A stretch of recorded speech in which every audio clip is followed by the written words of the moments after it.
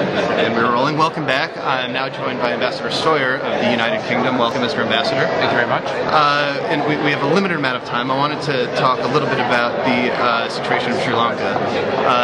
Last week, the Human Rights Council failed to vote affirmatively to, in any way, issue an investigation into the crisis stemming from the endgame of the civil war there. I'm wondering, and it also seems that the Security Council process is somewhat stalled to Sri Lanka. I'm wondering if that is an accurate representation of the current state of play at the Security Council.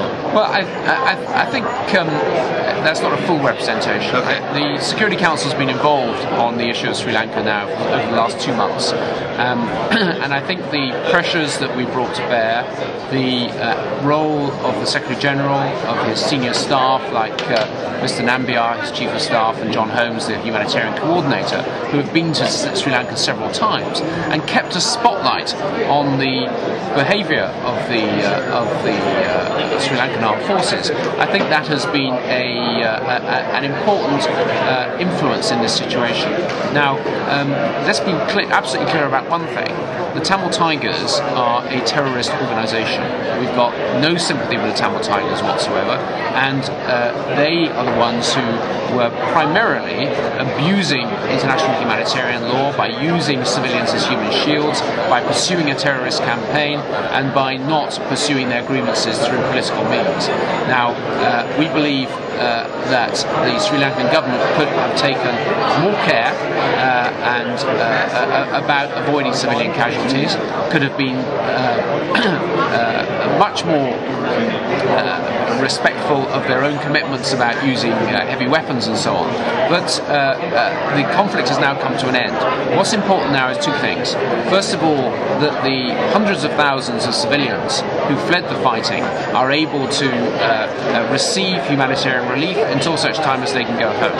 And the second thing is that the Sri Lankan government initiates and leads a political process that addresses the legitimate political grievances of the various minorities. It seems, though, that the Sri Lankan government has been reluctant, for example, to open up the IDP camps that are currently being administered by the military to groups like the ICRC and to foreign media in particular. Yeah. What can be done by the Security Council or by your government to apply pressure on the government of Colombo to allow greater access to these camps? Well, we've been pressing this for some time. I think the access to the camps for those displaced by the fighting has improved, at least the access for the ICRC and for the UN agencies. Access for the media is still very poor, and we think it's actually in the Sri Lankan government's own interests that the international media can observe and report accurately on what is happening, especially now the fighting's over.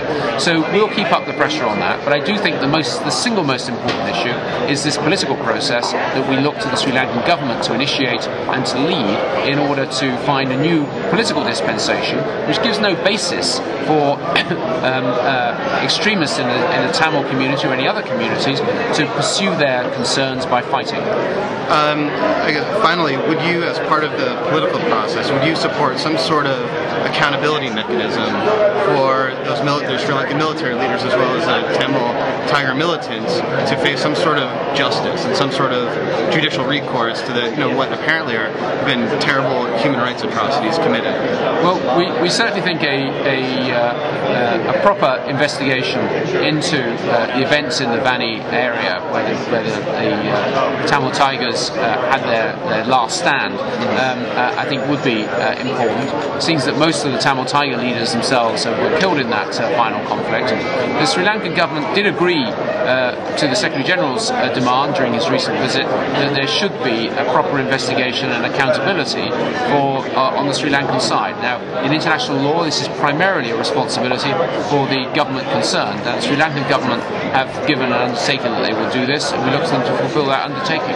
Mr. Ambassador, thank you very much for your time. Thank you very much indeed. Thank you. Thank you. Thanks. Yes. I appreciate it. Thank you very much.